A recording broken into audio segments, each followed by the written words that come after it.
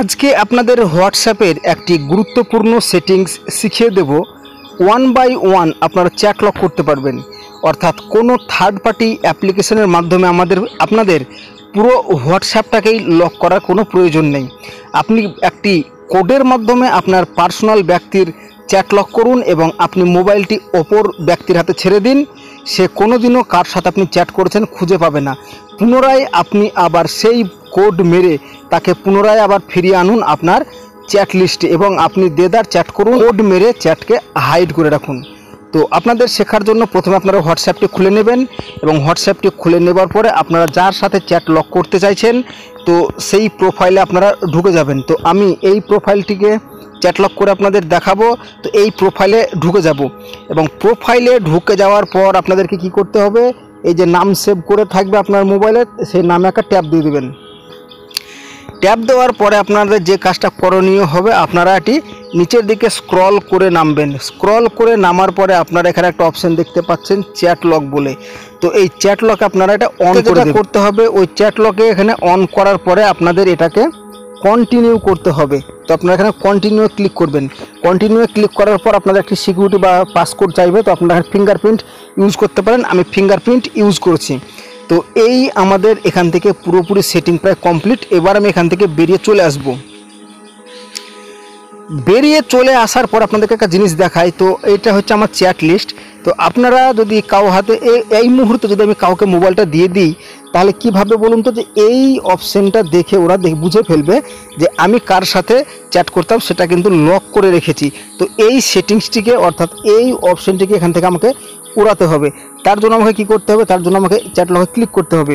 Click করার পর এবং এখানে আপনারা ফিঙ্গারপ্রিন্ট বা পাসওয়ার্ড মারতে পারেন। তো এখানে আমি ফিঙ্গারপ্রিন্ট দিয়ে ভেরিফাই করলাম। তো ফিঙ্গারপ্রিন্ট দিয়ে ভেরিফাই করার পরে এখানে আপনারা একটা 3 ডট আইকন দেখতে পাচ্ছেন। তো আপনারা এখানে সরাসরি ক্লিক করবেন।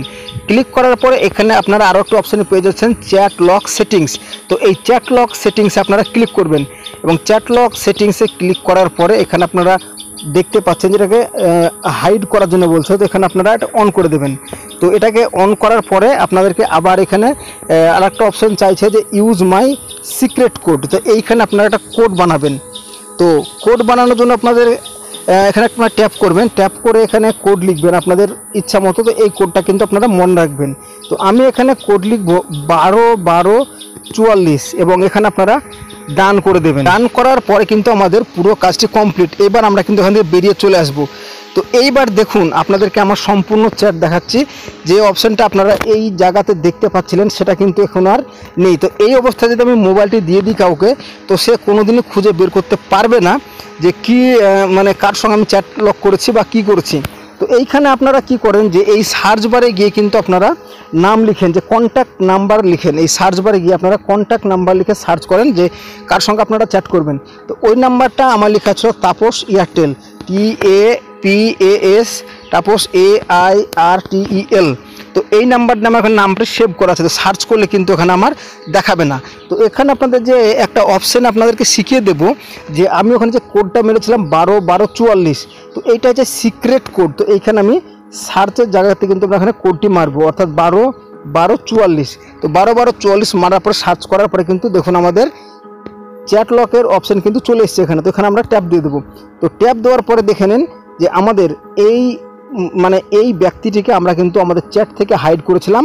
তো এখানে আমরা পুনরায় ঢুকে আবার কন্টিনিউ তার সাথে চ্যাটিং করতে পারবো। তো এই সেটিংসটিকে পুনরায় আবার আগের অবস্থাতে যদি আপনারা ফিরিয়ে আনতে চান তাহলে আপনারা কেমনভাবে আনবেন, তো যদি সেটি জানতে চান তাহলে অবশ্যই কমেন্ট করে জানান। পরবর্তী ভিডিওতে আপনাদেরকে জানিয়ে দেওয়া হবে যে কেমন করে আপনারা আবার পুনরায় এই পুরাতন চ্যাট লিস্টের মধ্যে সেই ব্যক্তিকে নিযুক্ত করবেন।